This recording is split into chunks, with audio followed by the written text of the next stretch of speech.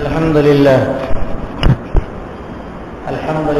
نحمده ونستعينه ونستغفره ونؤمن به ونتوكل عليه ونعوذ بالله من شرور أنفسنا ومن سيئات أعمالنا من يهده الله فلا مضل له ومن يضلله فلا هادي له ونشهد أن لا إله إلا الله وحده لا شريك له ونشهد أن سيدنا ومولانا محمدا عبده ورسوله وصلى الله تعالى عليه وعلى آله وأصحابه أجمعين.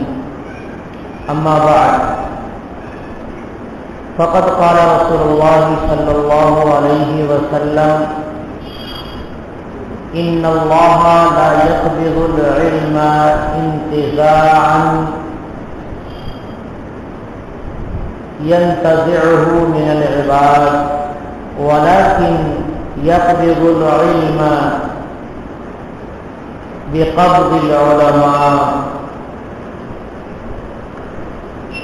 وقال رسول الله صلى الله عليه وسلم: إن فضل العالم على العابد كفضل القمر ليلة البدر على سائر الكواكب. وقال عليه الصلاة والسلام: فضل العالم على العابد كفضلي على أدناكم. اور قال علیہ الصلاۃ والسلام. گرامی قدر حضرات اور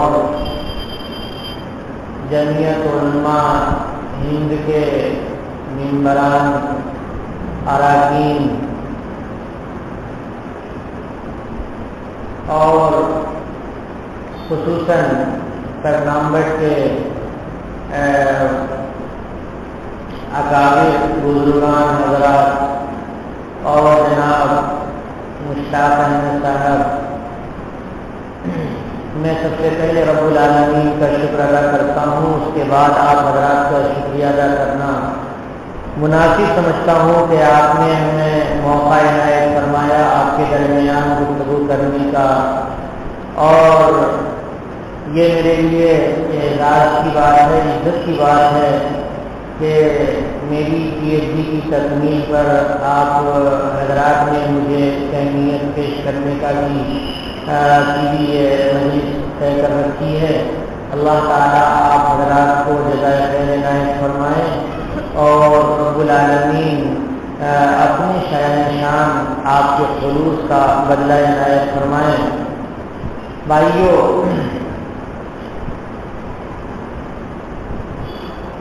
میں نے ابھی آپ کے سامنے سرکار دو عالم صلی اللہ علیہ وسلم کی 3 حدیثیں تلاوت کی ہیں. تینوں حدیث کا تعلق علماء کی قدر سے ہے، علماء کی قدر و منزلت جاننے سے ہے. ہم اپنے کاروبار میں لگے ہوتے ہیں، ہر آدمی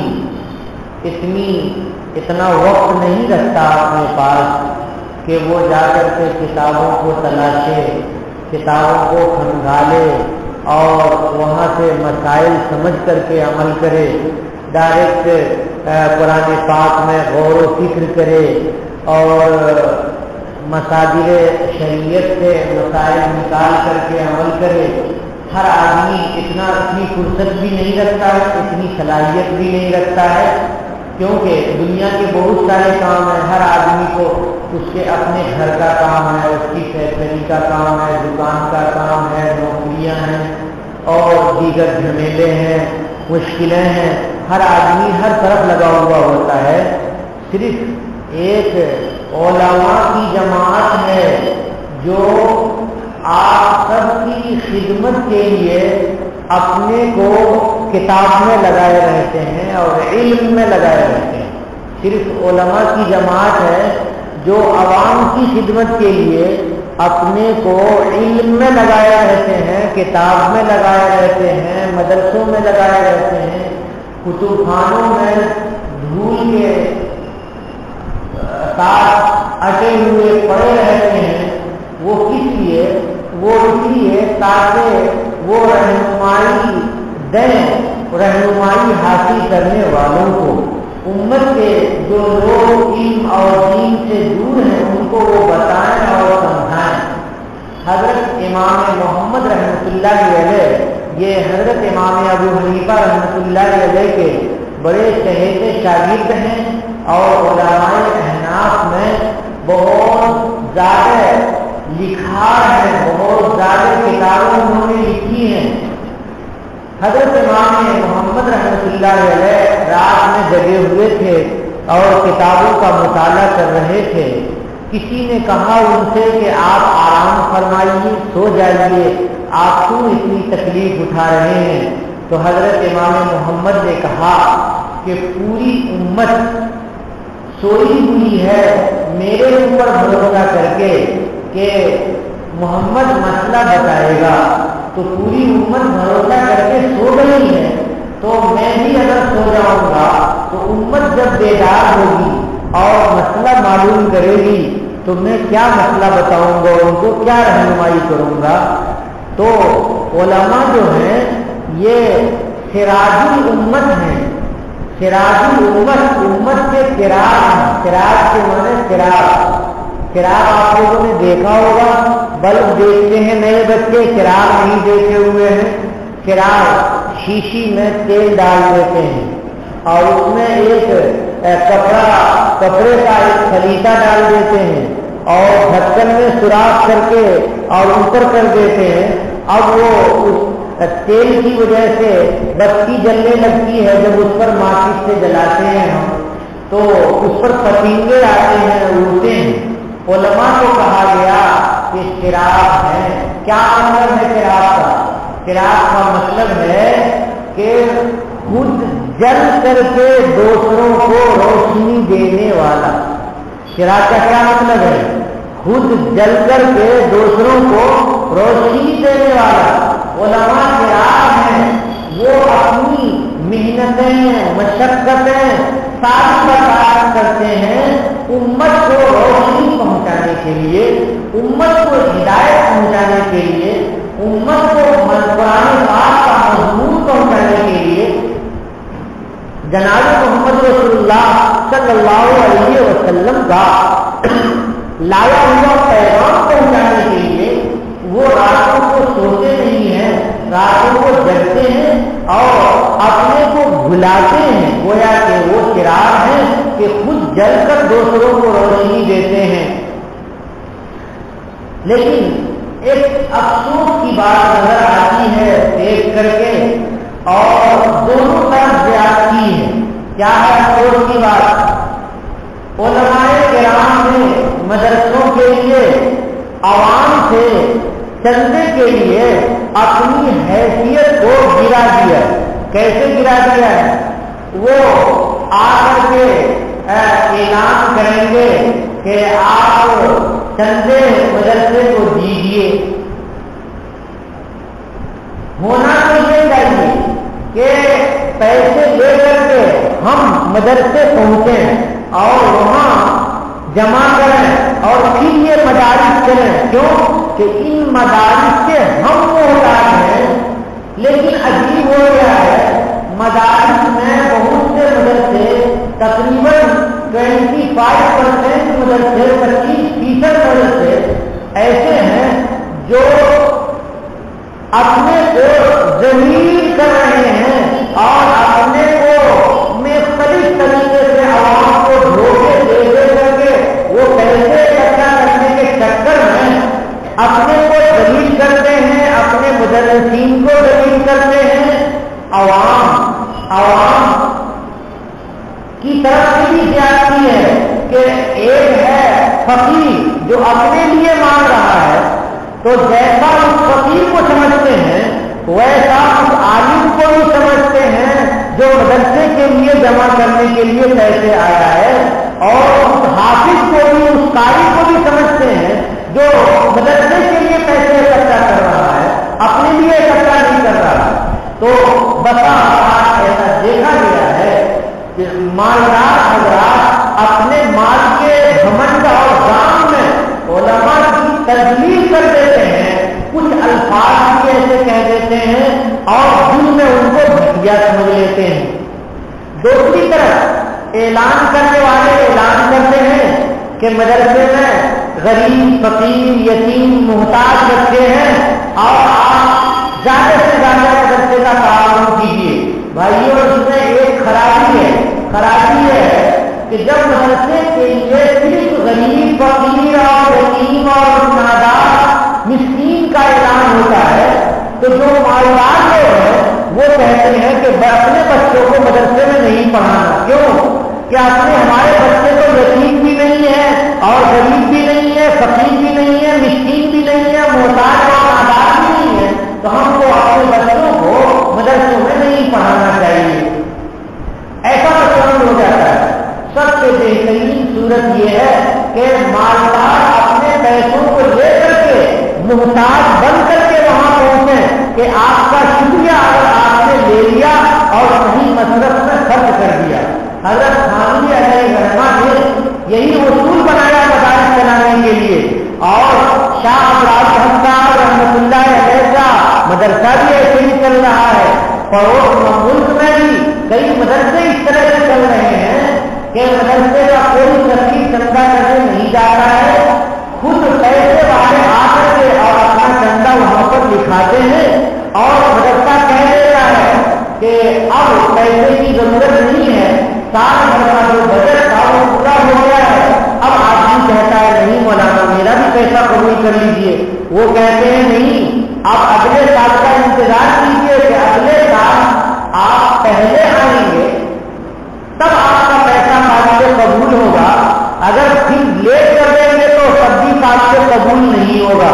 تو اس میں کیا ہوتا ہے, علم کا اعزاز رہتا ہے باقی اور مدرسے کا اکرام باقی رہتا ہے. حضرت تھانوی کے اصول یہ صحیح ہے.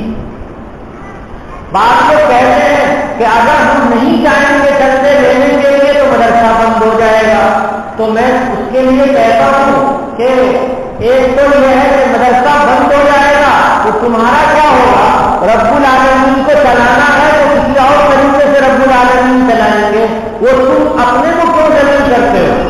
ٹھیک ہے آپ چندہ کیجیے اور جائیے, لیکن اپنے کو ذلیل مت کیجیے, فقیروں کی طرح اپنے کو پیش مت کیجیے.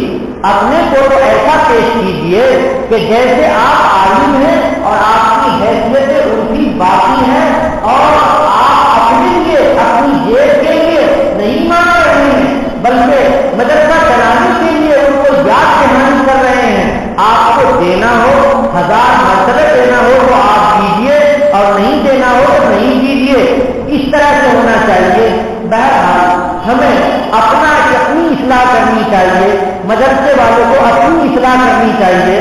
ہمیں تو کم سے کم اتنی اصلاح کر لینی پڑے گی کہ ہم یوں سمجھیں کہ جو مدرسے والے محنت کر رہے ہیں وہ ہمارا کام کر رہے ہیں, وہ ہمارے دین اور ہمارے اسلام کو باقی رکھنے کے لیے انہوں نے سینے بنا کر کے رکھتے ہیں کہ قرآن کی حفاظت ہو رہی ہے اور سرکار دو عالم صلی اللہ علیہ وسلم کی سنتوں کی اور احادیث کی حفاظت ہو رہی ہے اور دین کا علم پڑھایا جا رہا ہے.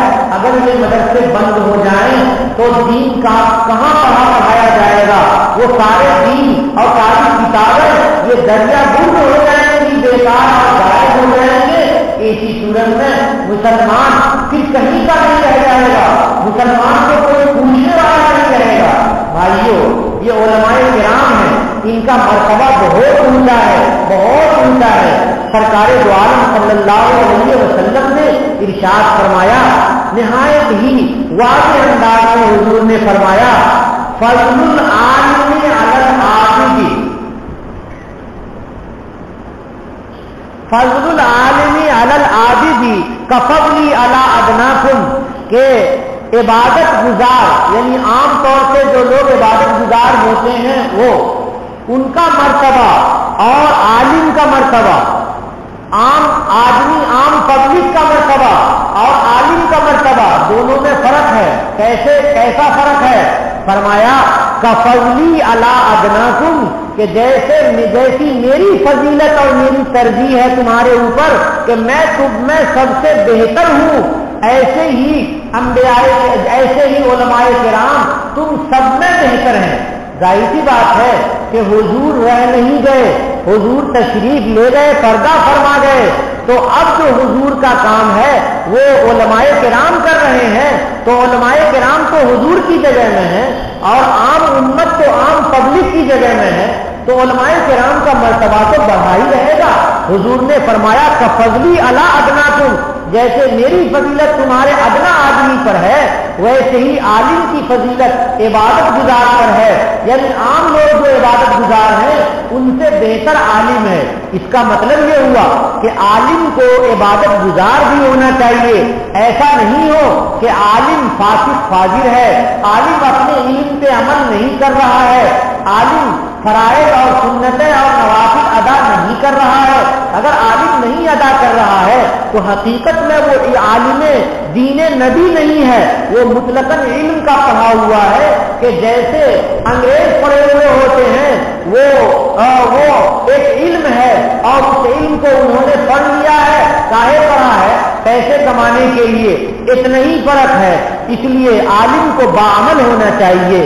سرکار دو عالم صلی اللہ علیہ وسلم نے ایک دوسری حدیث میں ارشاد فرمایا ان فضل العالم علی العابد کفضل القمر لیلۃ البدر، کہ عالم کی فضیلت عابد پر، عبادت گزار پر، یعنی عام پبلک جو عبادت گزار ہوئے ہیں وہ عبادت گزار پر عالم کی فضیلت جیسے کہ چاند کی فضیلت ہوتی ہے سارے ستاروں پر 14ویں تاریخ میں۔ 14ویں تاریخ میں چاند ہی نظر آتا ہے اور ستارے نظر نہیں آتے ہیں، تو چاند یہ گویا کے عالم ہیں اور دوسرے جو ستارے اور سیارے ہیں یہ گویا کے عابد ہیں، عام لوگ ہیں جو عبادت گزار ہیں۔ تو اللہ تبارک و تعالیٰ نے یہ فضیلت عطا فرمائی۔ یہ جو علماء کرام ہیں یہ دنیا میں بھی ہماری مشکلیں حل کر دیتے ہیں، ہمیں پریشانیاں ہیں، ہمارے اختلافات ہیں، یا ہمیں نماز روزے کے مسائل معلوم نہیں ہیں، یا ہماری میاں بیوی میں جھگڑے ہیں، یا یہ کہ اور بھی کوئی زندگی کی پریشانی ہے، تو شریعت کی روشنی میں یہ علماء کرام حل کر دیتے ہیں۔ یہاں پر جب قیامت کا منظر ہوگا، جب جنت میں جنتی چلے جائیں گے اور سارے جنتیوں کو اللہ رب العالمین ساری نعمتیں عطا فرما دیں گے، تو اللہ تبارک و تعالیٰ سے سوال ہوگا، پوچھیں گے فرشتے کہ بتاؤ ساری نعمتیں تمہیں مل گئی؟ تو سارے جنتی کہیں گے ہاں ہاں ساری نعمتیں ہمیں مل گئی، اب کسی نعمت کی ضرورت نہیں ہے۔ کہیں گے کہ نہیں، تم لوگ سوچو، غور کرو کہ کیا کوئی اور نعمت ہے جس کی تم لوگوں کو ضرورت ہو؟ سارے لوگ غور کریں گے، ایک دوسرے سے پوچھیں گے، تو ہر ایک کہے گا کہ نہیں کوئی ضرورت نہیں ہے۔ تو پھر وہاں سے پھر سوال ہوگا کہ اگر کوئی بتاؤ کہ ایسی نعمت باقی رہ گئی ہے جس کی تم لوگوں کو تمنا تھی اور جس کی ضرورت تمہیں تھی، تو سب لوگ وہاں پر بڑے علماء کے پاس جائیں گے، جو اللہ کی معرفت رکھنے والے علماء تھے ان کے پاس جائیں گے اور کہیں گے کہ کئی مرتبہ اللہ رب العالمین کی طرف سے فرشتے پوچھ رہے ہیں کہ کیا تم لوگوں کو کوئی اور نعمت کی ضرورت ہے، چاہیے کوئی اور نعمت، کوئی کسی نعمت کی تمنا ہے؟ تم لوگ تمنا کرو، جو نعمت جس نعمت کی تمنا کرو گے وہ نعمت ہم دے دیں گے۔ تو ہم لوگوں نے ساری تمنائیں پوری کر لی، اب تو کوئی نعمت نظر نہیں آ رہی ہے۔ اس وقت اللہ رب العالمین عالم سے کہلوائیں گے، اللہ تعالیٰ عالم کو علم دیے ہوئے ہیں، اس دنیا میں انہوں نے جو علم حاصل کیا تھا اور اللہ کی معرفت حاصل کی تھی، اس کی روشنی میں وہ کہیں گے ہاں ہاں ایک نعمت تو باقی ہی ہے، سب سے بڑی نعمت وہ اللہ رب العالمین کا دیدار ہے، اللہ تبارک و تعالیٰ کو دیکھنا ہے۔ دنیا میں جتنی تمنائیں تھیں نعمتوں کی کہ اے اللہ جنت میں بستر مل جائے، تکیے مل جائیں، کھانے پینے کی چیزیں مل جائیں اور حور مل جائے اور ہمیں اچھا لباس مل جائے، اچھی ہوا اور فضا مل جائے، ان سب کے ساتھ ساتھ دنیا میں جو تمنا تھی وہ سب سے بڑی تمنا تھی کہ اللہ تبارک و تعالیٰ کا دیدار ہو جائے۔ سارے مومنین جب عالم سے پوچھ لیں گے تو اللہ تعالیٰ کے فرشتوں کو جواب دیں گے کہ ہاں ہاں ہمیں ایک نعمت چاہیے، وہ ہے اللہ رب العالمین کا دیدار۔ چنانچہ اللہ رب العالمین قیامت کے جنت میں مسلمانوں کو اپنا دیدار عنایت فرمائیں گے، وہ دیدار سب سے بڑی نعمت ہوگی۔ بھائیو، اس دنیا میں جو لوگ علماء کی توہین کرتے ہیں، قدردانی نہیں کرتے ہیں، وہ محروم ہیں، اور وہ لوگ جو علماء کی تذلیل کرتے ہیں وہ اپنے ایمان کے بارے میں سوچ لیں۔ حضرت گنگوہی رحمت اللہ علیہ نے ایک مرتبہ ارشاد فرمایا کہ جو لوگ علماء کی توہین کرتے ہیں جا کر کے دیکھ لو، قبر کھود کر کے دیکھ لو کہ ان کا چہرہ قبلہ سے پھیر دیا گیا ہوگا، اس کا چہرہ قبلہ سے پھیر دیا گیا ہوگا۔ اس لیے ایک قدم بھی ہم علماء کے بغیر نہیں چل سکتے اور ہمیں چلنا نہیں چاہیے۔ ہم اپنی جہالت میں یوں سوچتے ہیں کہ ارے چھوڑو جانے دو، فلاں کے بیٹے سے جا کر کے ہم بھلا مسئلہ پوچھیں گے جس کا باپ میری فیکٹری میں نوکری کرتا ہے۔ یہ تو ہماری جہالت ہے، یہ ہمارا کبر ہے، یہ گھمنڈ ہے، یہ اللہ رب العالمین کو پسند نہیں ہے۔ انگریزوں نے دیکھا ہندوستان میں آ کر کے کہ عوام اور علماء بہت زیادہ تعلق رکھتے ہیں، ایک دوسرے سے جڑے ہوئے ہیں۔ اس زمانے میں بڑی قدردانی تھی علماء کی، تو انگریزوں نے نسخے بنائے اور علماء کو اور عوام کو انہوں نے کاٹ دیا۔ کیسے انہوں نے عوام کو کاٹا؟ انہوں نے، میں نے ادبیات کا مطالعہ کیا ہے، جیسا کہ آپ کو معلوم ہے کہ میں نے اسی پر پی ایچ ڈی کی ہے، تو انہوں نے جو کیا سب سے پہلا کام یہ کیا کہ زبان کا مطالعہ اور ادب کا مطالعہ، ادب کے مطالعے میں علماء کی لکھی ہوئی چیزوں کو الگ کر دیا اور علماء کی ادبیات کو انہوں نے الگ کر دیا، اور کیا عنوان دیا کہ یہ مذہب ہے، ادب نہیں ہے۔ اب ان کے جو پڑھنے والے طلبا تھے اس زمانے میں، ان سب نے کہا ہاں بات تو صحیح ہے کہ علماء کے یہاں مذہب ہے، ادب نہیں ہے۔ یہ صرف اردو زبان کے لیے اور ہندوستان کے لیے انگریزوں نے کیا کہ علماء کو اور عوام کو دور کر دیا۔ آج تک یونیورسٹی میں بہت سے ادبا ہیں اردو کے، وہ کہیں گے کہ مذہب الگ ہے، ادب الگ ہے، علماء کو مذہب ادب سے تعلق نہیں ہے، علماء کو ادبیات نہیں آتی، ان کی تحریروں میں ادب نہیں ہے۔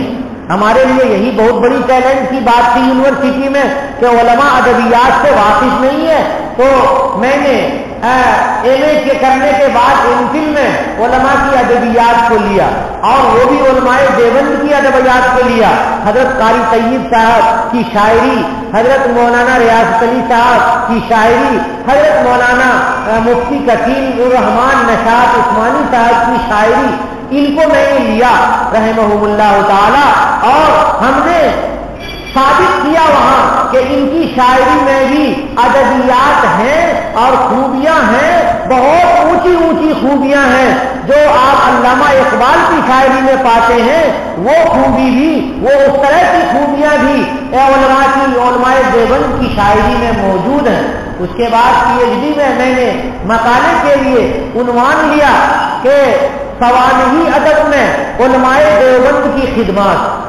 آزادی سے پہلے جو علماء کرام گزر گئے، ان علماء کی کتابوں میں جو ایسی کتابیں ہیں جو علماء نے سوانح لکھی ہیں، ایک عالم نے دوسرے عالم کی سوانح لکھی، ایک عالم دیوبند نے دوسرے عالم دیوبند کی سوانح لکھی، یا ایک عالم دیوبند نے غیر عالم دیوبند کی سوانح لکھی، یا غیر عالم دیوبند نے عالم دیوبند کی سوانح لکھی، اس طرح کی اس کتابوں کو اکٹھا کیا تو ایک سرسری جائزے میں 34 کتابیں مجھے ملی، یعنی 30 اور 4 34 کتابیں مجھے ملی۔ ان کتابوں پر میں نے تبصرے کیے، اور ہر ایک کے اندر جو ادبیات ہیں یعنی سوانے کی جو خوبی ہے کہ سوانے کے اندر مواد بھی ہونا چاہیے، سوانے کا اسلوب اچھا ہونا چاہیے، سوانے نگار کو مصور ہونا چاہیے، جیسے کہ ایک شخصیت کی تصویر ہوتی ہے تو تحریر میں بھی ویسی تصویر نظر آئے کہ زندگی پوری لکھیں، ایسی خصوصیات تلاشی گئی۔ تو ان لوگوں نے کہا اچھا علماء کی کتابوں میں بھی ادبیات ہیں اور اتنی خوبیاں ہیں۔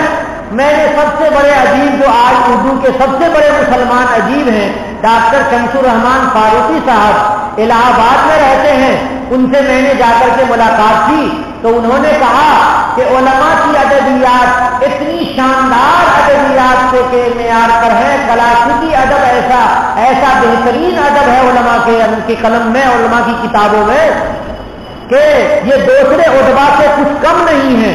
یعنی ظاہر کی بات ہے اسی آسمان اور زمین کے بیچ میں علماء بھی جیتے ہیں اور غیر علماء بھی جیتے ہیں اور آپس میں ایک دوسرے سے تعلق ہے، تو جو زبان ان کی ہے وہ زبان ان کی بھی ہے، اس لیے یہ ناانصافی کرنا بہت ہی غلط بات ہے۔ میں نے حضرت مولانا محمد عثمان کاشف الہاشمی رحمت اللہ علیہ کی شاعری کو جمع کیا کلیات کاشف کے نام سے، اس پر ڈاکٹر شمس الرحمان صاحب نے تقریر لکھی اور بہت تعریف کی کہ واقعتاً بڑی شاندار قسم کی شاعری ہے۔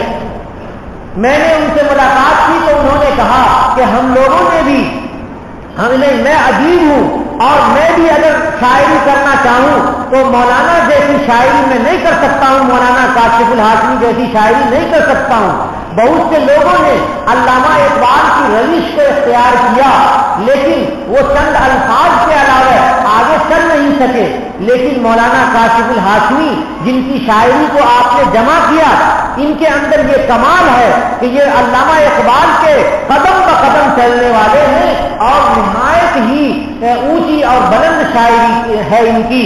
اس لیے میرے دوستو، علماء کو جو کاٹ دیا، یہ علماء کو عوام سے کاٹنا انگریزوں کا کام ہے، ہم اور آپ کو علماء سے نہیں کاٹنا چاہیے۔ ایک تحریک چل رہی ہے، اس تحریک کے لیے بہت سارے لوگ پھرتے رہتے ہیں، انگریزوں کی طرف سے ہے وہ تحریک کہ علماء فاسق لوگوں سے بے تعلقی اختیار کریں، علماء فاسق لوگوں سے بے تعلقی اختیار کریں۔ اس تحریک کے چلانے والے ایک صاحب سے ملاقات ہوئی، ان کا نام ہے جہانگیر، وہ بیگو سرائے کے رہنے والے عالم ہیں اور انہوں نے اپنے بچوں کے نام بھی یہودی جیسے رکھ رکھے ہیں۔ میں نے کہا کہ یہ تحریک چلا کر کے آپ کا کیا فائدہ ہے؟ کہیں گے کہ یہ عوام کی اصلاح کے لیے تحریک ہے کہ عوام اگر فاسق ہے تو علماء ان کی نماز جنازہ نہ پڑھیں اور ان سے دور رہیں۔ میں نے کہا کہ بھائی اگر علماء کو عوام سے کٹ کر دیں گے تو عوام کی اصلاح کون کریں گے؟ عوام کو دینی مسائل کون بتائیں گے؟ عوام کو فسق و فجور سے کون نکالیں گے؟ تو وہ کہتے تھے کہ وہ خود بخود نکل جائیں گے۔ ارے خود بخود کوئی نہیں نکلتا، جب تک بکری کے چرانے والا کوئی چرواہا نہ ہو تب تک بکری ایک جگہ نہیں رہ سکتی، وہ ادھر کھیت میں جائے گی اور ادھر لوگوں کے نقصان کر دے گی اور بھیڑیے کے ہاتھ بھی لگ سکتی ہے بکریاں۔ اس لیے بکری کے لیے چرواہا چاہیے، بکری کے ریوڑ کے لیے ایک چرواہا چاہیے۔ اس لیے ہر مجلے میں، ہر مجلس میں، ہر علاقے میں، ہر محلے میں، ہر گاؤں میں، ہر جگہ عالم کا ہونا ضروری ہے اور عوام اور علماء کا نہایت گہرا تعلق ہونا ضروری ہے۔ عوام کو ذلیل نہیں، عوام کو علماء کو ذلیل نہیں سمجھنا چاہیے اور علماء بھی عوام کو ذلیل نہ سمجھیں۔ بعض لوگ گھمنڈ اور تکبر کا شکار ہوتے ہیں اور عام آدمی کی قدر نہیں کرتے ہیں۔ بھائیوں یہ غلط بات ہے، ہر عام آدمی کی قدر کریں گے تو آپس میں تعلقات بڑھیں گے۔ آپ ماشاءاللہ پرنام کے رہنے والے ہیں، یہاں علماء سے محبت، خاص طور سے علماء دیوبند سے محبت بچے میں، جوانوں میں، بوڑھوں میں، مردوں میں، عورتوں میں دیکھنے کو ملتی ہے۔ تو اس سے یہ سمجھ میں آتا ہے کہ گمراہ کرنے والے اگر آئیں گے پرنام تو آپ کو جلدی گمراہ نہیں کر پائیں گے۔ آپ سیدھے سے کہیں گے کہ مجھے چلو چوک مسجد میں مفتی صاحب سے بات کرتے ہیں، مفتی صاحب کہیں گے تب میں تمہاری بات مانوں گا۔ اب وہ شیطان وہیں سے بھاگ جائے گا، کہتے کہاں جائیں گے مفتی صاحب کے پاس، مفتی صاحب کہاں ماننے والے ہیں ہم کو۔ اس لیے آپ کا تعلق مفتی صاحب سے ہو یا یہاں کے جو بڑے بڑے اہل علم ہیں ان سے ہو، یہ تعلقات اگر رہیں تو آپ کا دین محفوظ رہے گا اور آپ محفوظ رہیں گے فتنوں سے، آپ محفوظ رہیں گے اچک لینے والے بھیڑیوں سے، کہ جیسے بکریوں کو اکیلی بکری ہو تو بھیڑیا اچک لے جاتا ہے، تو اگر آپ اکیلے رہیں گے تو آپ کو بھیڑیے اچک لے جائیں گے۔ مثال کے طور پر یہ جو غیر مقلدیت میں یہ جو سلفی ورثی کا فتنہ چل رہا ہے، یہ اچکنے والے ہیں آپ کو، یہ ہمیشہ کہیں گے کہ ہدایت پہ آ جاؤ اور گمراہی کو چھوڑ دو۔ ارے نہیں، وہ گمراہی پر خود پھنسا ہوا ہے گمراہی میں، اور وہ گمراہی میں لے جا رہا ہے۔ اگر وہ یوں کہے کہ آؤ گمراہ ہو جاؤ تو کوئی نہیں جائے گا، وہ کہتے ہیں آؤ ہدایت پالو، اس لیے لوگ ان کے پیچھے چلنے لگتے ہیں۔ اس لیے بھائیوں، آپ کے اندر جو تنظیم ہے اور آپ کے اندر جو نظم و ضبط کا ایک سلیقہ ہے، اس کو آپ برقرار رکھیے، اس کو اور مضبوط رکھیے، اور چوک کی مسجد جیسے آپ کہتے ہیں اس کو سپریم کورٹ ہے تو باقی رکھیے اس کو سپریم کورٹ، تاکہ آپ کو یہ غیر مسلموں کے کورٹ میں جانا نہ پڑے، اور جو لوگ کتاب و سنت کے خلاف فیصلے کر رہے ہیں ان کے فیصلے سننے نہ پڑیں۔ آپ آپس میں ہی اپنے فیصلے کیجئے اور حل کیجئے، اس طرح سے آپ کو ترقی ہوگی۔ یہ جو علماء ہیں یہ بڑے علماء ہیں، یہ جب وفات پا جائیں گے، مر جائیں گے تو پھر نہیں ملیں گے۔ آپ ان کی قبر پہ جا کے پھول چڑھائیے گا پھر بھی وہ نہیں نکل کے آئیں گے آپ کو مسئلہ بتانے کے لیے۔ کبھی وہ زندہ ہے تو ان کی قدر کر لیجئے، مرنے کے بعد وہ کیا آپ کی رہنمائی کریں گے، وہ تو قبر میں ہوں گے، ابھی جو زندہ ہیں ان علماء کی قدر کیجئے۔ اللہ کے نبی صلی اللہ علیہ وسلم نے فرمایا کہ اللہ تبارک و تعالیٰ علم کو نہیں لے کے قبض کرتے ہیں، علم کو نہیں اٹھاتے ہیں، ویسے ہی کہ علم کو اٹھا لیں، یعنی ایک عالم ہے اس کے دل میں علم ہے اور اس کو اٹھا کر کے لے جائیں، ایسا نہیں کرتے اللہ تعالیٰ۔ اللہ کیسے کرتے ہیں؟ عالم کو موت دے دیتے ہیں اور عالم جب انتقال کر جاتا ہے تو علم اس کے ساتھ اٹھ کر کے چلا جاتا ہے، اور اس طرح سے دھیرے دھیرے علماء مرتے چلے جاتے ہیں، ختم ہوتے چلے جاتے ہیں اور علم اٹھتا چلا جاتا ہے۔ فرماتے ہیں کہ وَلَٰكِنْ يَقْبِضُ الْعِلْمَ بِقَبْضِ الْعُلَمَاء، کہ لیکن اللہ تعالیٰ علم کو جو اٹھاتے ہیں علماء کے اٹھانے کے ساتھ ساتھ علم کو اٹھاتے ہیں۔